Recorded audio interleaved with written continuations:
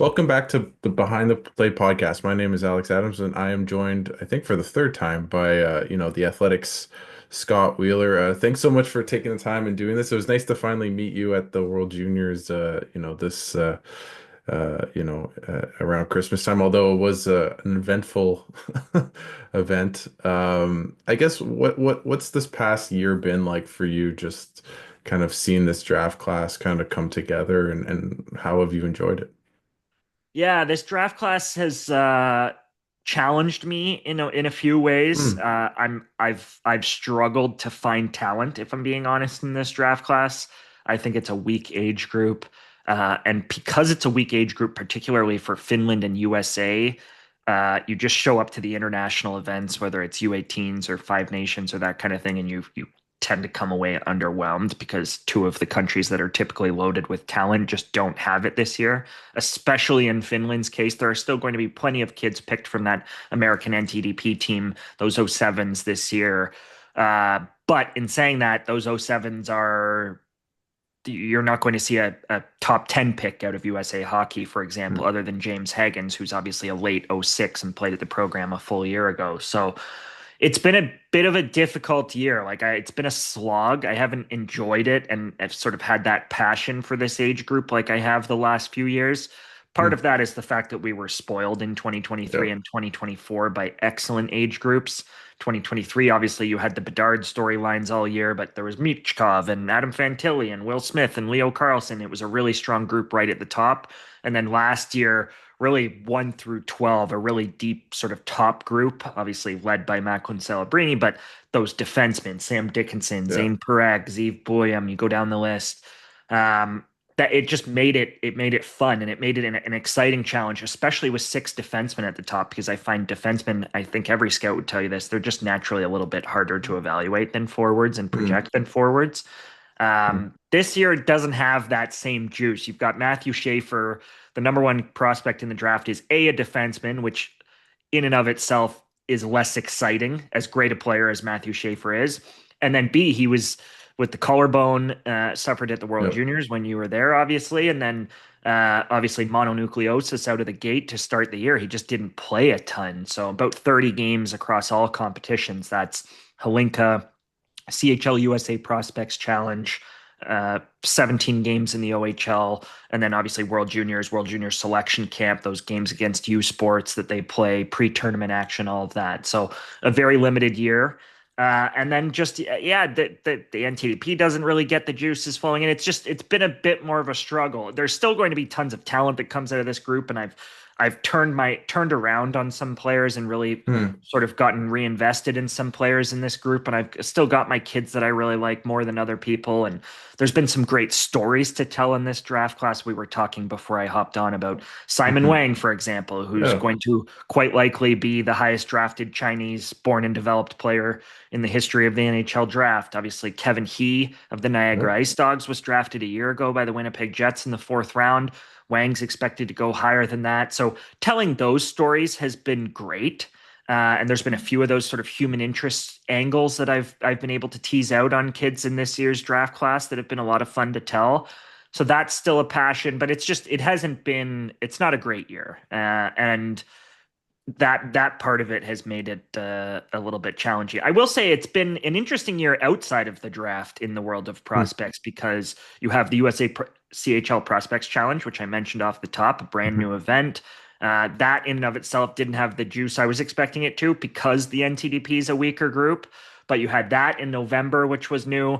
And then through the winter, it was just constant reporting on the NCAA and CHL rule Hmm. changes and what that's going to mean for the landscape. And it's a big, big deal in this sport, and one of the most significant changes in the pipeline and in the prospect world, maybe ever in the history Yeah. of this sport. It's going to really send ripple effects, not just through the CHL and USHL and college hockey, but right through to U Sports, who have now made rules to allow pro players to come back and play U Sports hockey, Hmm. to the BCHL, who just broke away from Hockey Canada in a pretty defiant Yeah. move, only to quite likely lose many of their NCAA bound prospects that they rely on to sell tickets and to develop and build the notoriety of their own programs. And the OJHL, where Simon Wang played this year, all of these sort of different layers on top of what it's going to mean for scouts and who's going to be playing in the CHL next year and the CHL getting younger and all of the top kids that are then going to enter into potentially not even sign entry level contracts so that they can go and play in college hockey post draft. So a lot of balls in the air on that side of it. That has been exciting for me because it's different and it's a big moment in hockey that we're going to be sorting out over the next 2 or 3 years. What do you think about it all? Like, I guess like empowering players to, likely getting paid at, younger and younger ages.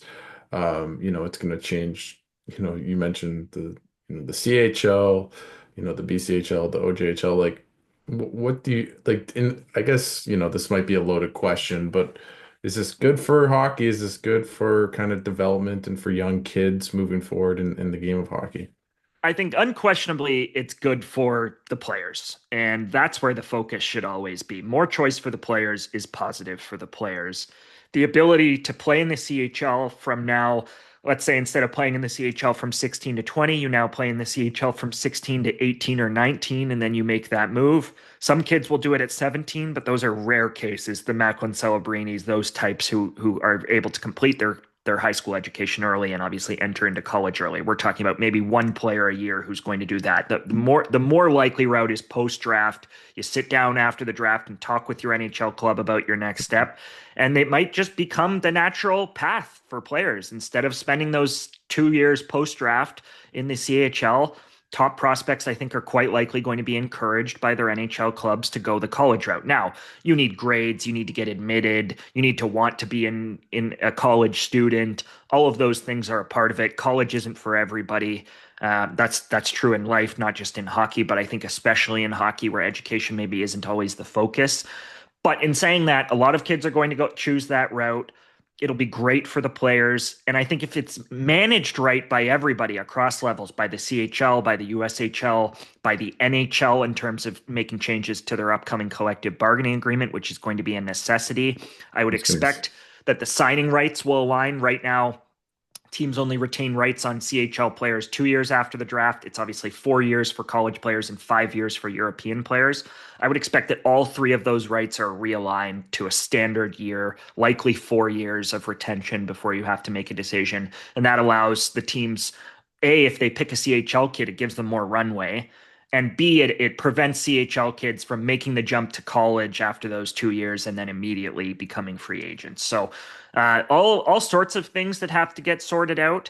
I think that the CHL teams that work with NCAA schools, develop relationships with NCAA schools, begin to bring players who are committed to certain programs into their programs in the OHL or the WHL or the QMJHL. Those Mhm. are the teams that are going to make hay because they're going to get the top kids at 16 and 17 years old. Mhm. And they're going to be working with NCAA programs. The teams that don't do that, the old school teams, and I've heard about teams that are already building those relationships, whether it's with an agency or with Mhm. the school. The teams that don't do that and think that they're still going to be able to get top players, I think are in for a very rude awakening, and it could be hard on a lot of programs. There's definitely a risk that the rich get richer in the CHL out of all of this, that more and more kids want to play for the London Knights and the Oshawa Generals and the Kitchener Rangers and the Portland Winterhawks and the Edmonton Oil Kings and the Halifax Mooseheads and the St. John Sea Dogs and the Moncton Wildcats. But I still think there's an opportunity for some lesser sort of programs, if you will, or smaller communities to continue to try to lure players and compete. They might have to do it a little bit differently, but I do think there's a pathway for them. And then obviously we've got the Penticton Vs who are joining the WHL, and they'll be followed by Mhm. Chilliwack joining the WHL. And there's a changing landscape in terms of potentially more American markets. But USA Hockey is expected to fight that. Obviously, there were rumors about Youngstown, not rumors. It's Yeah. factual that Youngstown and Muskegon tried to leave the USHL and were being considered for by the OHL for expansion. USA Hockey has the final say on that and has said basically over my dead body. It's not going to happen. So those programs will be staying in the USHL moving forward. And there had also been talk of the QMJHL maybe trying to get into Maine or Connecticut. But I think that's going to be a challenge with USA Hockey wanting to protect its levels. Different if you're a CHL program that is already in an American market, like a Saginaw or Flint, Mhm. Everett, go down the list, Seattle, Portland. But it's going to be a big change, and we're going to see first round picks going to college hockey instead of signing ELCs. Like that's happening. I know it's happening. It's going to be imminent here in the next couple of months as all of these kids announce their commitments, and then they're going to be at school in August, and instead of going to NHL training camps and that kind of a thing, it's going to be a bit of a different path post draft for a lot of these kids. There are kids from last year's draft that I actually think could have benefited from it.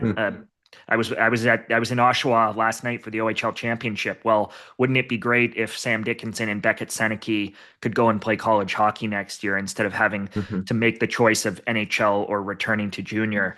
Player like Seneke could probably benefit from continuing to play junior, playing at the World Juniors, but a player like Sam Dickinson, who led the OHL in points by defenseman and plus minus this year, or second in the OHL in points by defenseman to Zane Parekh, but led the OHL in plus minus this year, plays 30 minutes a night on the best team in the league. He's quite likely going to have to still play junior next year simply because he signed his entry level contract. So had this rule change happened a year ago, maybe he's a player who doesn't sign, delays signing, and goes and plays college hockey for a year or two, kind of thing. So now Sam will probably start in San Jose at least next year to see where he's at, and then maybe he goes back and he plays at the World Juniors and all of that, and returns to London. But not an ideal pathway, right? For him, Mhm. that's not the preferred route. And now suddenly for a lot of other kids, for whether it's if Gavin McKenna makes that decision or Landon DuPont makes that decision or any number of the sort of top kids that are going to come through the CHL in the next few years, suddenly once you're done at the junior level, there is a next level, that the next step that you can take that wasn't previously available to you. So I think by and large it'll be positive, but the NHL and their member leagues in terms of CHL, USHL, they all need to make sure they're on the same page in terms of how what this looks like, and playing ball with each other. I'm curious because for your take on this, but I remember, I talked to you last time we spoke around this time about Rutger McGroarty and him almost, putting maybe a little bit of a barrel over, the Winnipeg Jets head just in terms of like, hey, like I could stay at college and then leave as a free agent. And obviously he got traded, went to Pittsburgh. We saw what happened with Cutter Gauthier. There seems to be more player empowerment and, growing up. It's like if you got drafted by the Pittsburgh Penguins, you're going to play for the Pittsburgh Penguins, outside of like Eric Lindros, of course, all those years ago.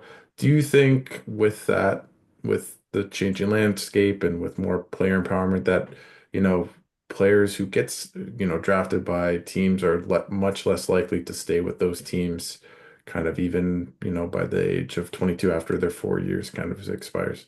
For sure. I think, and I've heard from plenty of people around the NHL, CHL, USHL, college hockey about worry, all sorts of positives, and people tend to be sort of thinking about this in a positive way. But the negative for a lot of them, and it's something that they're very concerned about, is not that players shouldn't have power, but that players and their families and their agents have too much power now. And obviously it's in their best, it's in the players' best interest to have more control over all of their decisions. But I think the worry from whether you're a general manager or a head coach in the CHL, or you're a head coach or a recruiter at a big program like a Michigan or a BU, the worry now is that not only that they can make decisions on at the NHL scale in terms of what Rutger McGroarty did, what Cutter Gauthier did, but that they can also make those decisions at their own programs. And if a kid Mm. is unhappy with the London Knights, he can skip to college. Or if a kid is unhappy in college, he can skip back to the London Knights. There are actually programs that are worried about it happening more than once, i.e., a kid starts in college, starts on the college route, goes to college for half a season, second semester, things aren't going his way. He's not on the power play. He skips back to London, and then he skips back the following season to a different college and hits the transfer portal or whatever.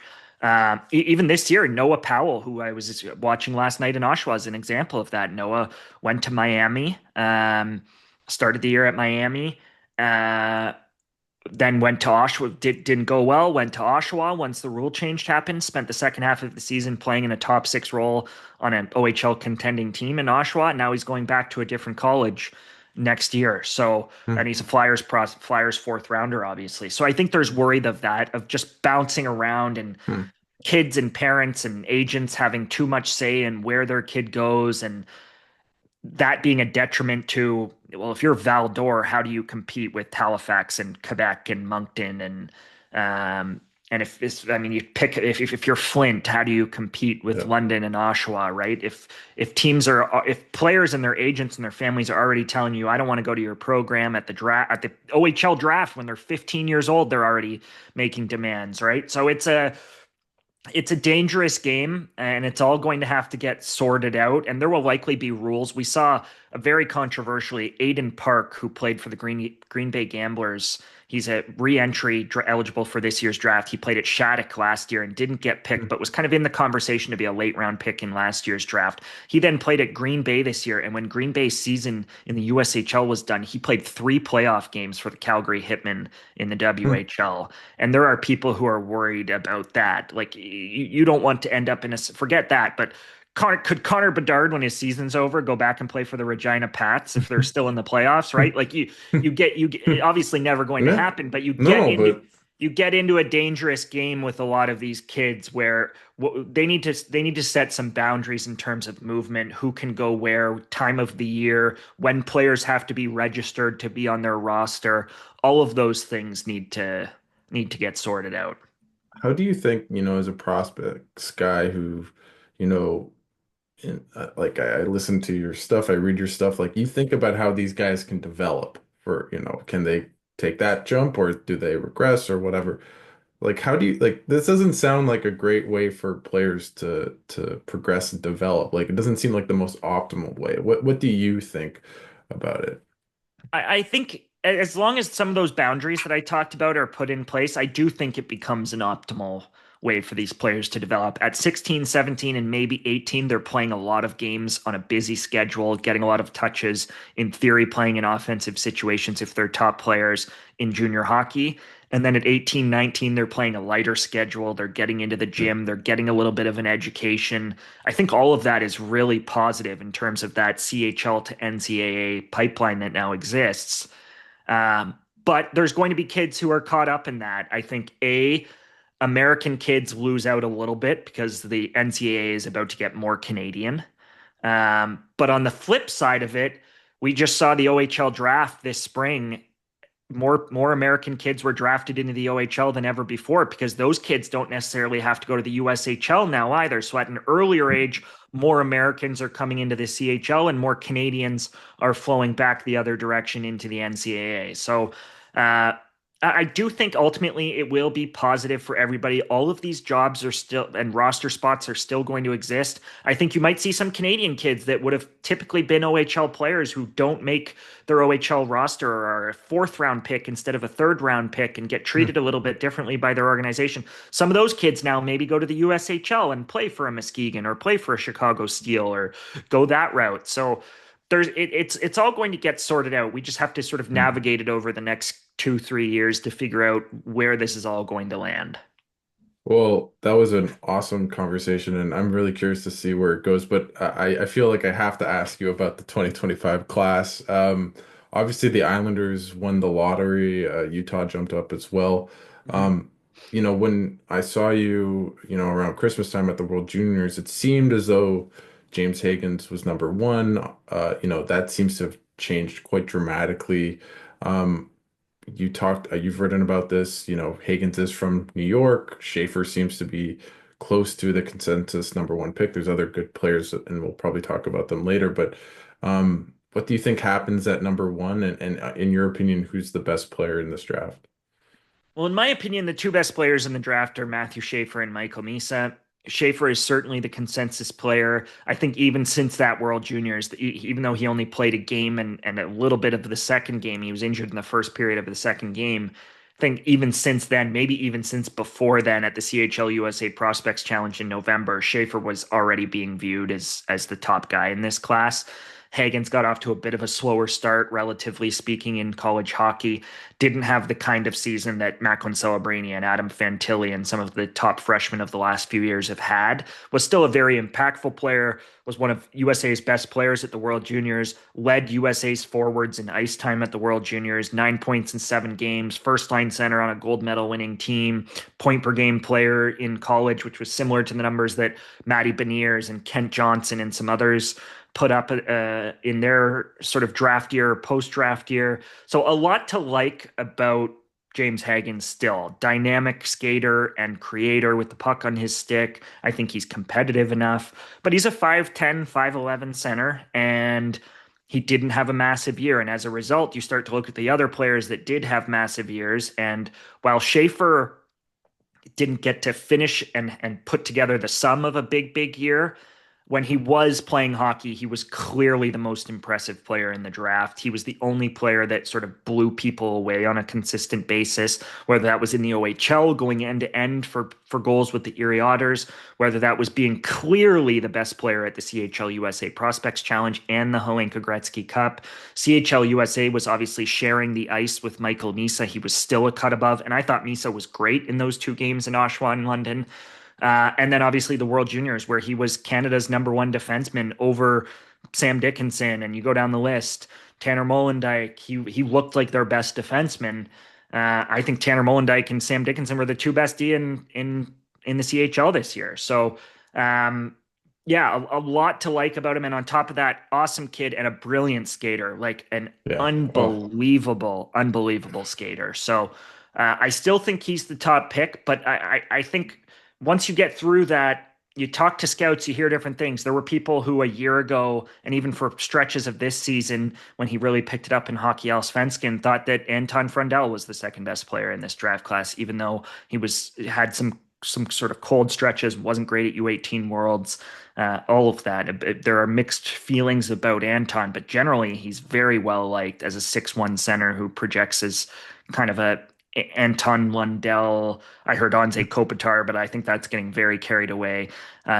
Projects as a excellent second line center kind of thing. Caleb Desnoyers had a huge year and has joined that next group inside that sort of top 5 conversation. Huge year with Moncton, including in these playoffs, where they're obviously a couple of games away from going to the Memorial Cup at the moment. So and then Hagens and Misa and Porter Martone's still in the mix, despite the fact that he's a winger and sort of scouts have softened on him a little bit. Early in the year, I had scouts tell me that they thought Porter Martone out of the gate with the way that he played in those first 15 games of the OHL season that he was in the conversation for first overall. Now he's might not even be picked in the top 5. So things change over the course of a season. That's been especially true in this draft class.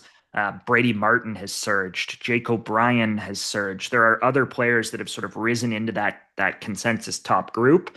And then on top of Hagen's not having a huge year, at least for a first overall pick, there's going to be a lot of debate amongst teams that are picking 2 to 5, 2 to 6, 2 to 7 kind of thing. So my top forward after Schaefer is still Misa, but that's not necessarily the majority opinion. I think he'd be the consensus #2 if you were to poll NHL scouts about it. But there would be disagreement, and there might be 3 or 4 names that get listed as the second best prospect in the draft kind of thing. So it's not a foregone conclusion. I don't think that Misa goes #2 to San Jose either. So we'll see how it all plays out. I still think he's probably the front runner to be the pick there, and that Schaefer is still the front runner despite the local connection with Hagens to be the first overall pick. But it feels pretty fluid there. Similar to how it felt with Uri Slavkovsky and Shane yeah. Wright and Simon Nemec and Logan Cooley and that age group. I think these players are better than those players were, Hmm. but both below average drafts and sort of at least a little bit of a debate at sort of 1, 2, 3. I'm curious. I listened to one of your athletic hockey shows about kind of size and how much that weighs into the equation for these, talent evaluators. And Yep. for you, like, with Hagens and there's a couple other, smaller forwards, like maybe going in the top 10, 15. How important, like how much do you weigh that, and what are maybe other attributes that you look for if the size of a player isn't, if they're not 6'2", 6'3", and below 6 foot?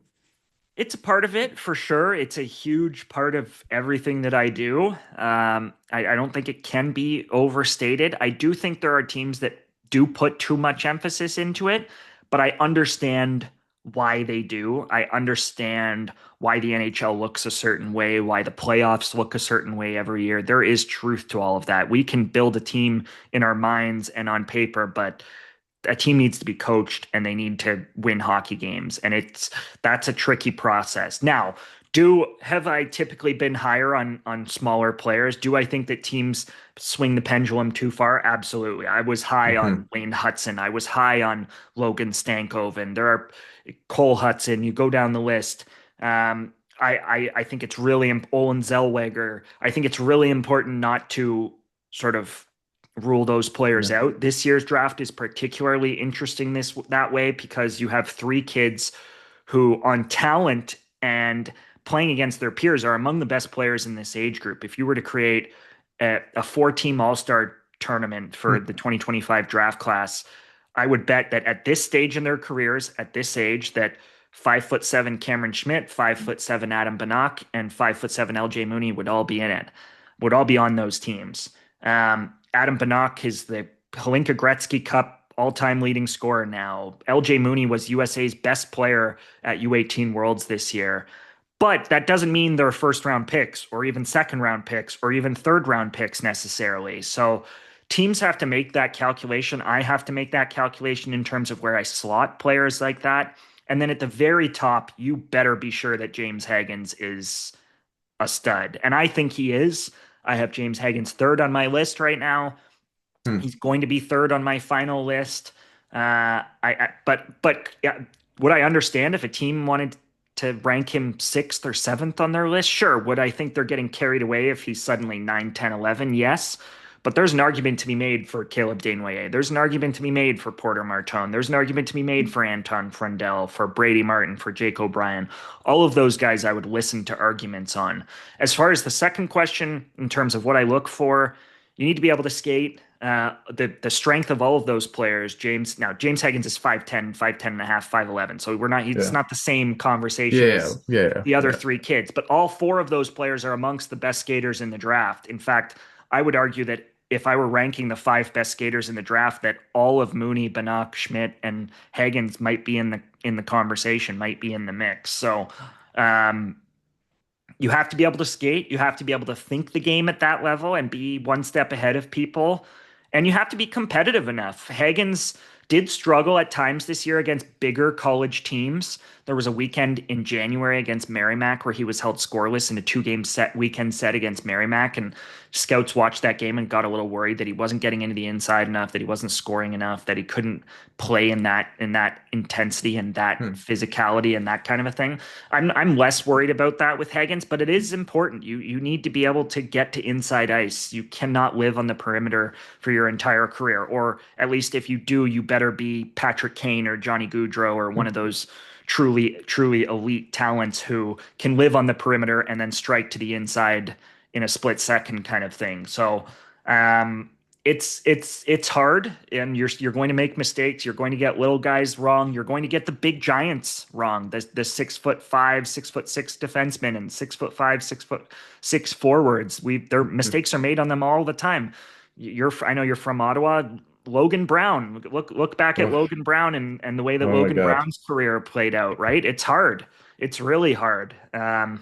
So it's hard for big guys just like it is for little guys. So at the end of the day, everybody would like to draft a 6'2" athlete who can really skate and plays a competitive style and can shoot the puck and handle the puck and play at speed and has high hockey IQ and all of those things. I think that's that 6'1", 6'2", maybe 6'3" spot's the sweet spot, especially for forwards. And then maybe it's 6'3", 6'4" for defensemen. But there are still players at the both extremities, the 6'5", Hmm. 6'6" types and the 5'7", 5'8", 5'9" types that can work in the NHL. Logan Stankoven scored some big Yeah. goals in the Stanley Cup playoffs this year, right? And he's not alone. People think that there's only one or two of those kids at all times, but there isn't. I mean, You go back through Matt Zuccarello, Brian Giunta, Tyler Ennis, Nathan Gerby. There have been tons. Theo Fleury, Guy Lafleur. There have been tons over the years, right? So it is possible, and you can play winning hockey with those players. Now, would you want 12 forwards who look like that? No, but Hmm. can you have one or two on your roster and still be successful in May and June? I still think you can. So it's a balancing act for sure. How has your maybe process or, talent evaluation evolved over the past Oh, couple of years? huge, Yeah. huge. Um, I still tr First of all, I trust my evaluations now more than ever before. Every year, I feel better about where I'm at as an evaluator, the things I look Hmm. for, my process, the time I put into it, the connections I have, the sources I can rely on. That has Hmm. come a long way. I'm now at a place where I can pick up my phone and text a coach or a general manager with any junior club or a coach at any program almost any program in college hockey, or even many of the coaches with top programs in Finland and Sweden. I have relationships now, and that is huge. Skating coaches, strength and conditioning coaches. Through my storytelling, I've built relationships with these people, and I can rely on them. They can rely on me. It's become a very dynamic relationship in a lot of cases. That's huge. But more important than that is those people can introduce me to players. They can tell me I've got something wrong about a player. Uh, but I still need to trust my evaluation. That's what has really changed over the years. We were talking about the size piece. I used to value the little guys too much in the Hmm. early years. So I've come back towards sort of what the NHL looks like a little bit that way. Now, I still trust my evaluations on the little guys, but I'm not as reluctant to believe in the 6'5" defenseman as I was. If they can Hmm. move and they can make a first pass and they can defend hard, that's a lot of what you need to play defense in today's NHL, right? So, and there's always a few guys like that in every draft that make it. So, um, that part of it, but I also just I know what I'm looking for in a player. I think early on you could be charmed by the stick skill, or a kid that could absolutely fly, or a kid that could rip the puck. I remember watching Kiefer Bellows and Oliver Hmm. Wahlstrom, and Hmm. you go down the list. Owen Tipp. Now Owen Tippett's become a very good player, but it took Owen Tippett a long Took a time. while. And I know in speaking with his strength and conditioning coach for years that it just took him a long time to learn how to play hockey. Obviously, there's tons of examples: Zach Senyshyn, the Foodie brothers, the McLeod brothers, those speedsters that have struggled to make it and hit. So it's less and less now for me about that singular tool that pops, and more about the decisions that guys make, whether they can play with pace, whether they can slow the game down, their ability to make good reads and good choices on the puck, their ability to get open off the puck. Those are the things that I'm more and more looking for now, is just sort of, Hmm. does a player know how to play hockey? And Hmm. that's what carries most of the guys to the NHL. There are still those freak athletes, or the Kasperi Kapanens of the world, the guys that can really skate, who carve out NHL careers and Yeah.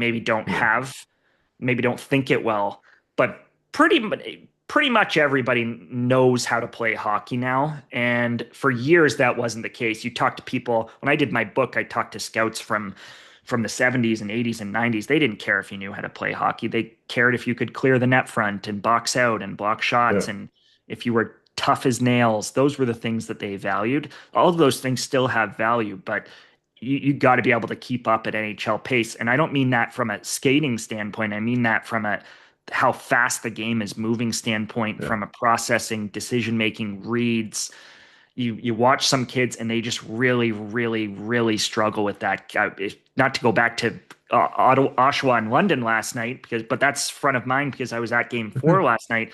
Cam Allen is a classic example of that. Great athlete, but just doesn't make good reads on the ice. It coughs up a lot of pucks. So those are things that are red flags for me, because it's hard to learn that. You can work on your skating, you can work on your shot, you can get into better physical shape in the gym with a nutritionist. And some of these kids haven't even trained really all that much pre-draft. But you cannot really learn the hockey IQ piece. It's very hard to get better at. So that increasingly is at the center of my evaluations. Is that something where you watch the playoffs and you almost look at the class coming up or prospects and you're like, okay, that player looks like this play. Like I'm not saying one to one, but Mhm. you're almost seeing the mold of players like a Logan Stankoven who is playing well in the playoffs but is undersized, and you're like, okay, that relates to this player or vice versa. Yeah, for sure. And it all comes back to that decision making piece. The biggest difference between the NHL and every other level, not just junior hockey, but college hockey, the AHL, the KHL, the SHL. The biggest difference between the NHL when you turn it on an NHL game is just how good the hockey looks. And I know that's not a specific answer, but the passes are tape to tape, there's structure. It's incredible, incredible hockey. And from someone who watches a lot of bad hockey, like a ton of bad hockey, and that's what a scout's job is to watch Yeah, of bad hockey. course. That's what scouts do. They show up to hockey rinks 3 or 4 nights a week and watch shitty hockey. And oh man, you can pick out pretty quickly the kids who aren't going to be able to play good hockey or play Hmm. hockey at the NHL level. I was just at U18 Worlds, obviously in Texas, saw some of the worst hockey I've ever seen played at that tournament, and the difference between that and then going to the bar with colleagues afterwards and turning on Dallas and Colorado, it's like a completely different sport, right? Yeah. So um, Yeah. the kids who can think, who you can tell can think it at that early Mhm. stage, with the kids who are really thinking it at a different level than their peers in junior, those are the kids that I feel most confident about. Is that almost for you where it's almost like high ceiling sometimes, or a high floor but low ceiling sometimes for guys that can really think it but maybe don't have those physical attributes? And is there like a player that kind of springs to mind as well? I think later in the draft you can hit on those low ceiling guys, and you can trust projectability, and it can become an important part of your evaluation. I Mhm. do think you need to be taking swings pretty much all the time, because Hmm. if you're drafting a kid to be a fourth line forward or a third pairing defenseman, well, every August there are kids who are just as good as, not kids, there are grown men in their late 20s and early 30s in free agency who are just as good as that player is capable of becoming, and who have experience and who have been doing it for 15 years, who are available for $1 million, right? Or Mhm. 1,000,005, or whatever the number is for your run of the mill depth playoff style player, right? So I do think it's incumbent on you to be focusing on guys who can special teams, like someone, even if it's a defensive defenseman who's a low ceiling guy in theory, will he be a PK guy? And then on the flip side, you need to be finding guys who can play on the power play. Now, those guys aren't available. If they were available in the throughout the draft, they'd be first round picks, right? There aren't actually very many first round picks. But I do think you should be trying to find talent. You should be focused on talent. You should be focused on smarts. And those things translate to offense. And the draft is one of the only places that you can find offense that is cost controlled for not just their entry level contract, but for their RFA years. Although RFAs are now getting FA money. So that's a Yeah. different conversation. But no, it's I still think swings are important. If you're not Mhm. finding, now, not everybody finds the Nikita Kucherov in the second round or the Braden Point in the second round, but if you're not trying to find that, I think you are giving some back to the teams that are. Even if you're maybe finding more NHL players per se, those are the guys that change an organization. And typically those guys are only available in the top five or the top 10, but David Pastrnak was a late first rounder, right? I could give you 50 guys in the NHL who make 5 to 10 million bucks on their NHL team. um, look at Toronto and the difference that Matthew Nyes has made on his entry Oh, level contract for that such a young player. organization as a second round player, right? So you have to be looking at impact and ceiling more than floor, I think. But in saying that, if you're strictly focused on ceiling, you're going to have a lot of misses. And in the scouting world, if you miss often or too often and your contract's up, you won't get renewed. These scouts don't just work for organizations for 20 years, or at least the vast majority don't. It's a very tough business where guys go somewhere for 1, 2 years and then their contract's up and they don't get renewed. So you I understand the urge to just make sure to you're finding to maybe lower yeah. the bar a little bit, but make sure that you're finding NHL guys or AHL guys, that kind of a thing. How have you seen, because you've been doing this for, a decent chunk of time, how have you seen drafting evolve in terms of like the NHL and maybe like teams' priorities? Like obviously not every team drafts the same way, right? And looks for the same thing, but do you feel like they've evolved from maybe just always looking for the big, kind of grinder guy who can push guys out of the net over the past couple years when the league has got so fast and it's being played at such a higher level. I actually think on defense, it's begun to swing back towards size. Teams have Hmm. seen what Vegas built their team to look like, where everybody was 6'4", 6'5", Nick Hague, Alex Pietrangelo, you go down the list. Teams have seen what St. Louis did with Colton Parayko and that blue line, and which also had Alex Pietrangelo. Not a coincidence. Um, Teams have seen even Tampa with Eric Chernak, right? Like it, there's a certain type of player, Brandon Carlo in Boston for all those years. There is still a certain type of player that teams covet, and I think that player on defense in particular is length and mobility is the name of the game. Hmm. And on defense in the NHL these days, you've seen the way that Brad Treliving has rebuilt the Leafs blue line, moving on from players like Rasmus Sandin and Timothy Liljegren in favor of the big, long guys. Now, Sandin's been, that doesn't mean those guys can't play on winning teams, right? Sandin's been a very, very good player for a Yeah. Washington Capitals team that won the President's Trophy this year.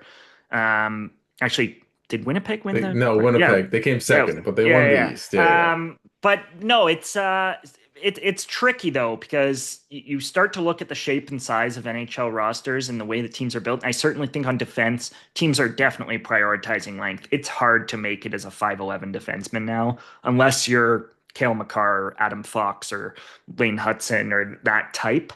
Um, but it still can be done. There's a kid named Cam Reed in this year's draft who's like 5'11" and a half, 6 Hmm. foot, and isn't the dynamic offensive talent. And I think he's going to be a very good NHL player. I thought Denton Mateychuk had a great rookie season for the Columbus Blue Jackets this year, right? So there are players of different shapes and sizes that can still make it, but on D, it's going that way. And up front, coming out of the lockout in terms of how things have changed over the years, when I first started doing this 12 years ago, there was a belief coming out of two lockouts pretty close together that it was going to become a sprint, that in neutral ice, everybody was going to fly north south, and that the Yeah. name of the game was going to be speed.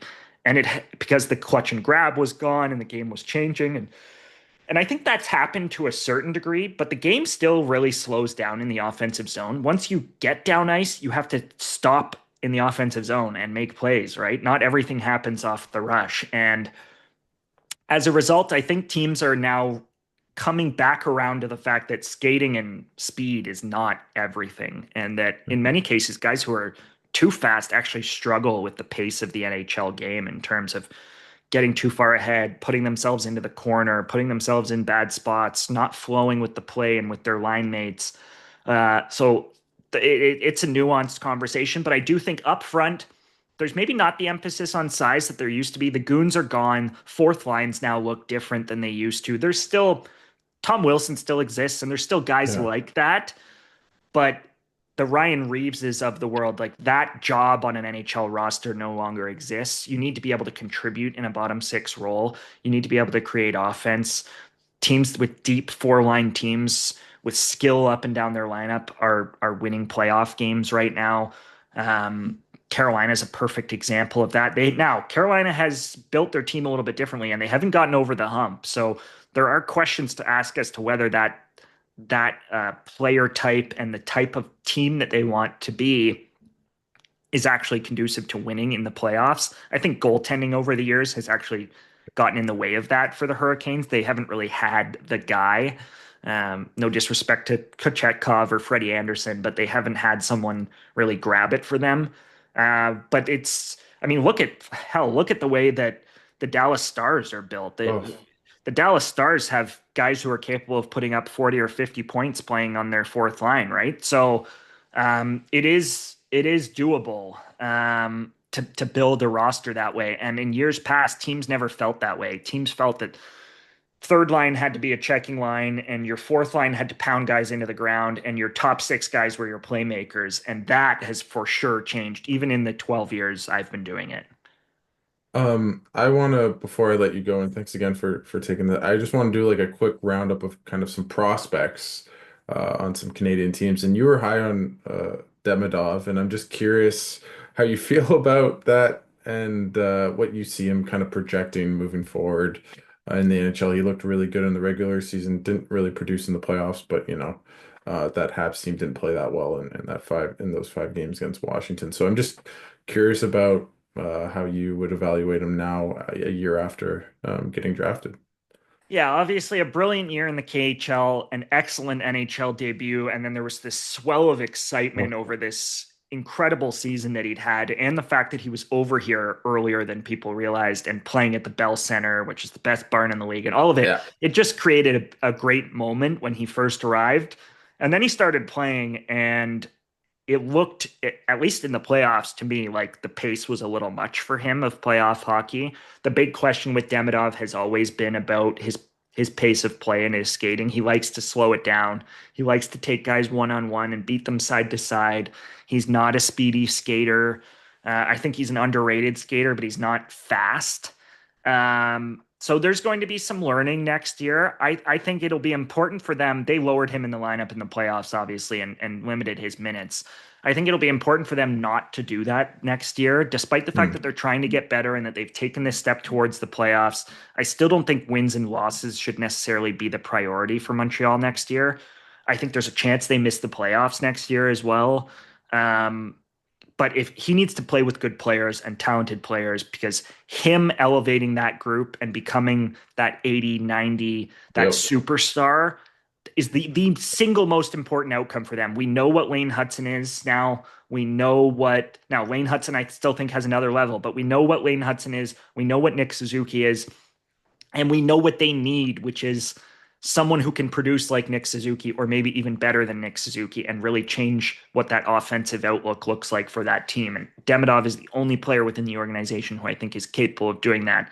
I don't think Cole Caulfield necessarily has an entire other level where he becomes this transcendent player for them. I don't think Uri Slavkovsky has that. It has to be Demidov. And that's a lot of pressure on the kid, but they need to make sure that they're putting him in a position to succeed, that he's on their first power play, that he's playing with some of those guys. I know they really liked the Caulfield, Demidov, Slavkovsky line. I don't think they have to necessarily be married to that. Um, but he's an interesting one, man. I can't wait to watch him all of next year. I'll be fascinated to see whether he maybe struggles a little bit and has a 35, 40 point season, or whether he can really have the kind of year that Michkov had, for example, and have a Yeah. 60 point rookie season. I want to take you to Ottawa where I am because Yakimchuk obviously was, selected over guys like Dickinson, Boyum, Parekh that, in retrospect right now, uh, might not be the correct choice, but, there's still plenty of time. I'm curious, like, how would you evaluate how he did this season and maybe like how do you feel about his like prospects moving forward as a player? Well, I will say I thought he just had an okay year. Calgary was a good team, and he was a top player on a good team, and he was still a top producer in the OHL, but he did not elevate his game and really own that level and dominate that level like I thought he might be capable of coming out of a very strong training camp with with the Sens. I was in Buffalo for their rookie tournament. He had some real highs and lows in the rookie tournament. I thought he really struggled in a couple of the games at the rookie tournament, but also made a lot of plays and was one of the only players on a frankly pretty Oh, brutal, ugly yeah. rookie tournament roster who was actually making things happen. It felt like I was only when I was watching those games, like it was just him and Stephen Holiday who were out there Yeah. actually doing anything. So, Yep. um, so that was a part of it, but he didn't dominate. And physically, he's already bigger and stronger than everybody at that level. but he's athletically he isn't, if that makes any sense. Hmm. So he still has work to do on his footwork and his mobility, and he can look a little awkward and clumsy out there skating from a skating perspective. So that's going to be really important. Like if he wants to, I think ideally you're hoping that he's just this big, strong offensive defenseman. Like best now, Brent Burns is like a borderline Hall of Famer, but that's I think Brent Burns is kind of what you're hoping that Yakemchuk can potentially be. He also does, yeah. In speaking with Yakemchuk many times over the last couple of years, he certainly doesn't have the personality that Brent Burns No, has, but no. he's a pretty reserved, Yeah, kind of almost awkward, shy kid, yeah, Yakemchuk, which yeah. is funny I've considering he'll pound you on the ice and drop the gloves, and he's physical and he likes to chirp guys, but he doesn't really have that off the ice. I don't think he's ever going to be a captain or anything like that. Um, but can he become a top offensive defenseman still? Yes. Would I take him today over any of those players that you just mentioned, Dickinson, Parekh, Boyum? The answer is no. I wouldn't have taken him at the time, but I still wouldn't take him today. So, very high end prospect. I know he really impressed them in. I've spoken to Steos about it. I know he really yeah. impressed them in training camp, and they thought about putting him on the opening night roster. And I would expect that he'll start in the NHL next year and go from there. Do Um, you, do you feel he's ready to play in the NHL next year? I think as long as you can live with him getting burned a little bit. I Hmm. think he's gonna develop. He's going to get by defensively. I think he'll have some struggles defensively, but I think he'll get by on his physicality and his strength. And then inside the offensive zone, he's 6'3", six Oh, four, and he's got excellent, unbelievable hands, frankly, and he can really hmm. shoot it, and he's going to make some plays, and he can contribute on their power play. And I know they've got Sanderson and Shabbat, and they've got guys for the power play and all that, but I think he'll contribute right away on the power play. They'll find a role for him. And they're probably going to have, my guess would be that they're probably going to have to shelter him defensively because the speed, I think, will be a struggle for him. And then it's just going to be about him getting in the gym and getting a little quicker. Do you think like what are your thoughts on them putting him in the AHL and kind of molding him for at least a year or like do you feel like that they should rush him or put him like I'm just kind of curious because I No, thought he was but you're the prospect guy so I no, trust I you. absolutely think Belleville could be a benefit to him. Gets him out of the spotlight in Ottawa. Ottawa's still trying to be a playoff team again next year. I think there's absolutely a case for Belleville for him. Now, does he start regardless in the NHL? Probably. Maybe. But I think you go from there, yeah. I mean, we just watched what Logan Mailloux has done over the last couple of years. Logan is further along in terms of the skating piece of the puzzle, but there are similarities in the rest of their game in terms of not the greatest decision makers on the ice, struggle with sort of coughing pucks up and turnovers, but extremely big, strong kids who are very, very talented with the puck on their stick. And Mayu, it has taken him a couple of years, but Logan has become a very, very impactful, even dominant at times AHL player. And I now expect will be an NHL player and have a really good NHL career and has had to learn the game defensively and learn when to take chances. And I think that the AHL is a good place for that for some of these kids. The player that at the time I wanted the Senators to pick was Zane Parekh. He's obviously had a standout year. Somehow didn't make Team Canada, but he wasn't the only one that didn't make Team Canada, and better than me about that. But I just curious, how do you feel about him like a year, after getting selected, and do you feel like he played an NHL game? Or maybe one or two last year. Like, do you feel like he's ready to kind of break out next year at the NHL level, at the AHL level? Like, what do you think's next for him? Well, Zane's not, because of his birthday, he's not eligible like Carter is Oh, to play in mm, the AHL. But a bit of a tale of two seasons for Zane. He wasn't good in unlike Parak, he wasn't good in training camp with Calgary. He really struggled. They sent him home much earlier than kids who are top 10 picks usually get sent home. Part of it, he told people and told me as well, was that he had a really short summer last year, played all the way obviously until the Memorial Cup. Then you've got the draft and development camps. He didn't really get much time to train in the offseason. He was basically right into his first camp with Calgary and had a little bit of that sort of deep playoff run hangover in terms of his body not being where he wanted it to be when this season started. But then even after he went back to Saginaw, he was still making plays and putting up points, but he wasn't having the kind of impact that he was capable of having in the first, let's say, October, November. And I think that impacted the perception that Hockey Canada had of him. It Yeah. impacted him not making that team. Then in Ottawa for selection camp, I thought he also wasn't very good. Yeah. He was a late call, and I think he should have been on that team as a power play guy, but like at minimum, and I think he defends better than people realize. And his assistant coach, Chris Lazary, was an assistant coach on that team. Um, and Laz loves him. I know Laz loves him. So all of that sort of played into it. I still think he should have made that team, but he wasn't good in that camp. And as a result, as a late invite who had already been off to a tough year, it just I don't think the average fan who was upset that he wasn't on that team sort of understood the Yeah. way that it played out and the fact that he probably didn't quote unquote deserve to make that team, even if he should have been on that team from a talent perspective. And they could have really used him on the power play, especially after Matthew Schaefer went down and they felt like they had to use Oliver Bonk on their first power play. Bumper bonk. Um, Bumper bonk, except not in the bumper. Yeah, extremely frustrating to watch them try to navigate that. But Yeah. after that, though, he was great. Like he came back from that snub at the World Junior Selection Camp, and in from December through till the end of the season, he was not only the most dangerous defenseman in junior hockey, he was one of the most dangerous players in junior hockey. And I would include Gavin McKenna, Berkeley Catton, Michael Misa, you name it. Like every time he was on the ice, he was a threat to make something happen. And on top of that, he was penalty killing and playing 30 minutes a night for Saginaw. And um, he was excellent, excellent, excellent, and obviously had another 100-point season. And he seems to score 30 goals and 100 points or whatever, like it's clockwork, right? So, and then I thought he was very noticeable and made some plays in his brief time in the NHL as well. So now you look at Zane and you think he's got to start in the NHL next year. He's got to run their power play. And is there a team in the league that could use an injection Oh, of skill more than oh my Calgary, God. right? Like he just seems like the perfect type of player for them.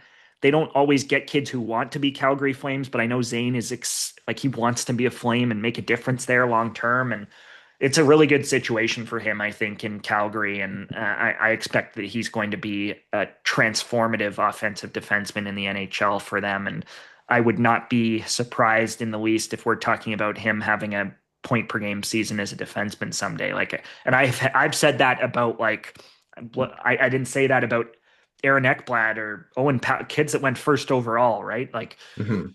now, I thought Quinn Hughes had a chance to do that. Lane is Lane. Who knew? I was very high on Lane. I had him 18th on my list, but who knew that Lane was even going to be this Yeah. talented? There were always questions about whether he was going to grow to where he's now grown to, and all of that. Rasmus Dahlin was certainly like Rasmus Dahlin broke ankles in the SHL in his draft year, and it was extremely, extremely skilled on the puck. But Zane is like he's special offensively. So the question with Zane has just always been there's a lot of stick waving and he has this upright posture and he doesn't maybe look like the most engaged or competitive kid. I think that undersells him. He is actually an ultra competitor and a pest and has gotten in trouble with suspensions and discipline and all of that in the OHL. And I think we're going to see him get suspended in the NHL at some point because he's going to cross Okay. check somebody or whatever. So I think his competitiveness is maybe misplaced sometimes, but Zane, as far as the talent, is one of the most gifted young players in the world right now. So The just last one, and thanks again for taking the time and doing this. Just I'm curious about Easton Cowan because he had a pretty tumultuous World Juniors. The Leafs have basically no prospects now because they've traded all their picks and prospects at the deadline. Just what do you see from him moving forward? Do you feel like he's an NHL player next year? And obviously he's in the OHL championship right now, but just what do you expect from him? yeah, I think Easton starts with the Leafs next year. I'd be pretty surprised if it doesn't go that way. I think they need cheap young talent, first of all. But I also think he's the type of player who doesn't have to be, despite being a fucking OHL playoff MVP and one of the leading scorers in the history of playoff hockey in the OHL now, and certainly with the London Knights, obviously broke the London Knights playoff scoring record Mhm. a couple of nights ago. Um, despite all of that, he's a kid who just plays with a ton of energy and intensity and work ethic, and he's physical and he plays with a bit of a chip on his shoulder, and that is conducive to him playing in a bottom six role early on in the NHL. Like he doesn't have to be an offensive guy right Yeah. away. I actually think part of the problem he faced with Team Canada at the World Juniors was that they needed him to be a playmaker for them, and he doesn't actually think the game all that well. He's a player who plays on instinct and makes the first play he sees and can Hmm. make mistakes out there, but that's always just you've always lived with it because he works so hard and he is talented and he can skate and he can make Hmm. plays.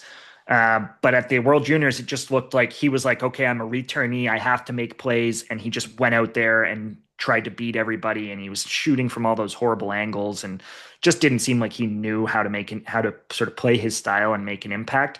In returning to the OHL, he's done that though. Obviously, the point streak was talked about and all of that, but he's had another excellent playoffs for them and will be a big part of them for the at the Memorial Cup, which I presume they'll go to. They're up 3-1 in their series as we record this with Oshawa.